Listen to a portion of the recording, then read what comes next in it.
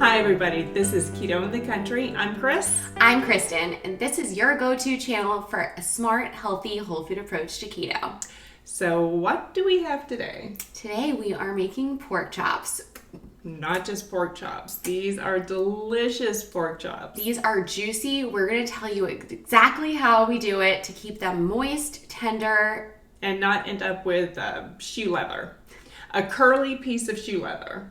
We're not going to do that today. So we're just going to show you the basic way to cook a delicious, juicy pork chop, and then we added just a nice sauce.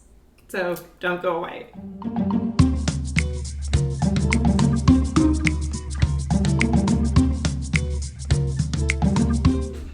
So, topic, pork chops.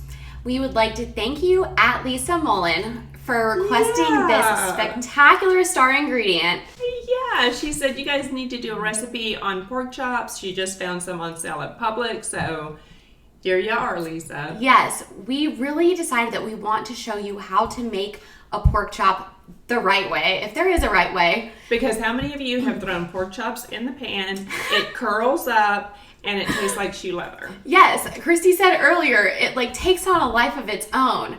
But with this one little trick, it's going to solve all of those problems. So when you're having a dinner party or just cooking for a special someone, you don't have this curled soup bowl piece of meat. You know, that's kind of what it looks like. It's exactly what it looks like. And I've never had thought about it. It's just the way I thought pork chops were.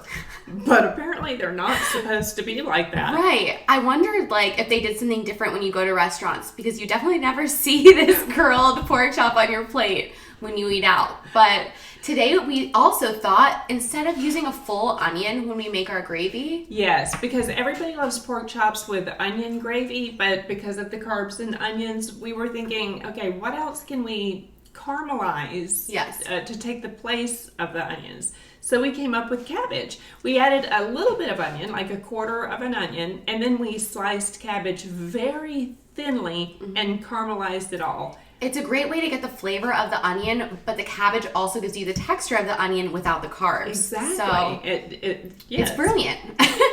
I thought so. It was her idea. It was my idea. So, okay. Do you want to talk this one through as we cook it or as they watch the video? Because we have a lot of hints. Yes. There's a lot of things that we say that if we say it now, you might forget or right. As we're doing it, it'll be the perfect way to show you when we mean that. Okay, so let's talk this one through. Yeah, let's do that. And let's get in the kitchen and do that then. Okay, so the first thing we're going to do is take out our favorite cast iron skillet.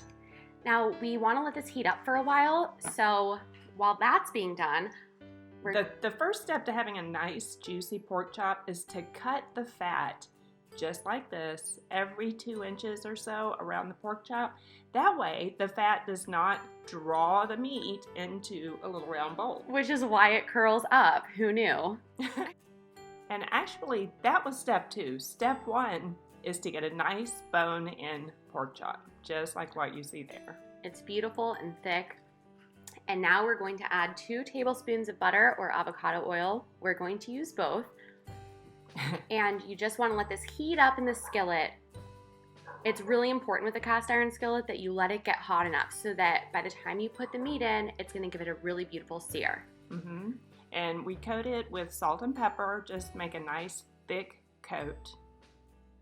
Nice thick coat. What am I trying to say? A nice thick coat of salt and pepper. Yes, but it'll give it a beautiful crust. Crust. Maybe that's what I was trying to think. Okay, yeah, this is taking forever. Okay, so then put it in the pan, and you'll get that beautiful sear. Yes, it'll be a gorgeous golden brown, and I know it's going to be really tempting to want to flip it sooner than you should, but really you want to leave it for about 4 to 8 minutes, and look at that. That's perfect. That's the color that you're going for. You want it to be beautifully caramelized like that. And the next key is to make sure that you let it sear on the other side, but you're going to turn down the heat just like this. So now while it cooks, be patient with it and give it that full 4 to 8 minutes. You have to remember how thick these pork chops are. And if you have a meat thermometer, it's come in handy a lot of times. So if you don't have one, might be a good idea to get one. Yes.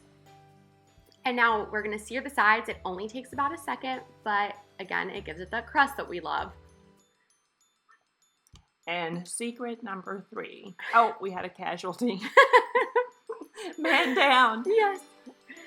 Secret number 3 is to make sure that you let it rest for as long as you cooked it. Yes.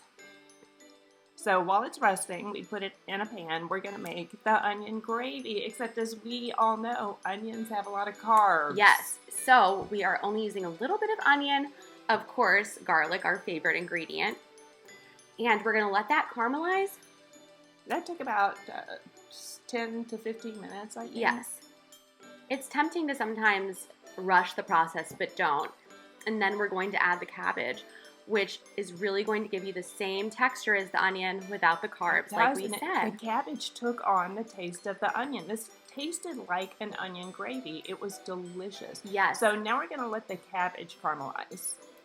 And you want it to cook down, like we said, about 10 to 15 minutes, and look at how beautiful. So now it's time for the herbs.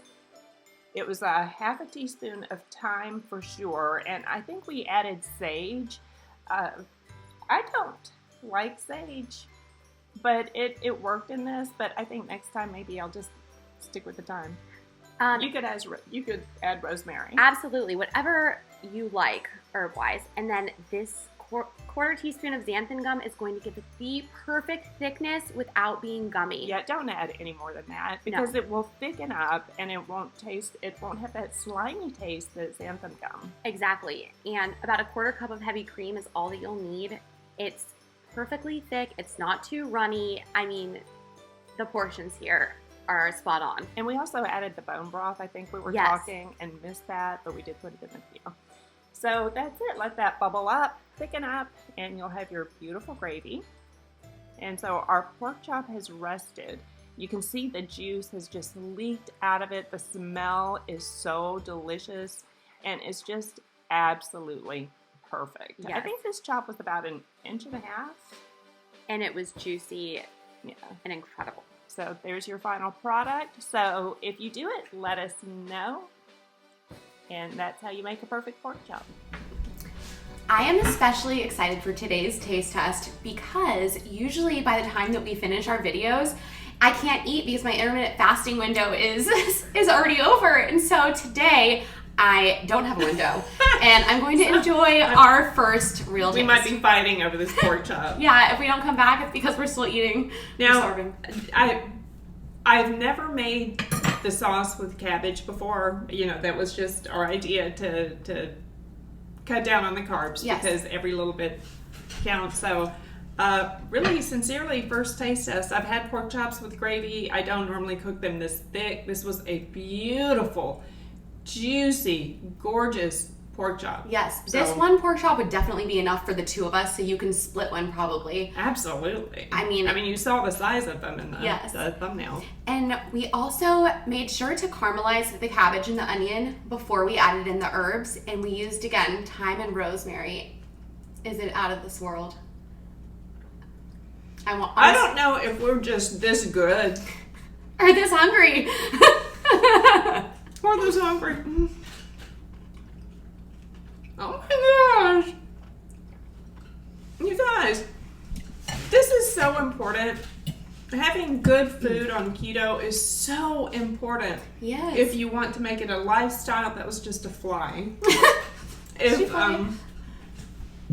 you want to make it a lifestyle and make it sustainable, which is like something that we always talk about, but it's so true because when you look forward to your meals, I know we're always so excited. Like when Christy's in the kitchen and I know she's whipping something up, I'm always eager to taste it. And when I'm whipping something up, you know, it keeps it interesting and it makes it so easy to stay keto. Yes. Well, I've mentioned this before. Somebody said they didn't like keto because it's not sustainable.